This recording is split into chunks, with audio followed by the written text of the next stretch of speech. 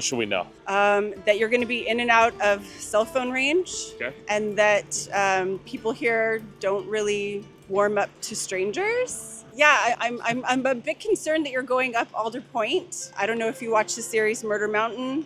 There's a lot of missing persons up here. Get asked to work and they never get paid, and they demand payment, and then they just get shot and killed and buried in someone's backyard. What's the craziest thing you guys have heard about here? That Ryan Tanner pretty crazy. Yeah, I mean, wasn't there cannibalism? I don't know about cannibalism, Jesus. but Tell me about Ryan Tanner. he at least killed one friend of ours for sure. Serial killer out here or what?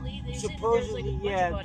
Jesus, okay. Supposedly there's a bunch of bodies out on the property. I had another neighbor about 4 or 5 years ago, 6 years ago. He actually stabbed somebody in the neck with an ice pick. When he did that and he stabbed that guy in the neck, the police went out and they raided his property and they brought cadaver dogs out there. They ended up finding 6 bodies out there. They think that they can come here and make like a few $1,000s. There's a lot of promises. They're living in their cars. They're living in tents. And then when it comes time to get paid, they don't get paid. And I've heard What happens to so them? many horror stories. They just get shoved off the hill. Are there other drugs in the mountains besides cannabis?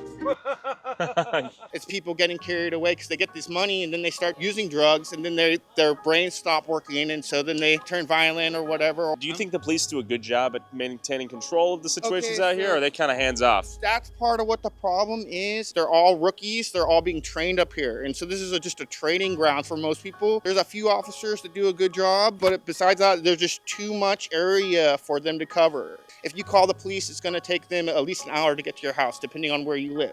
May I approach? I'm a friend.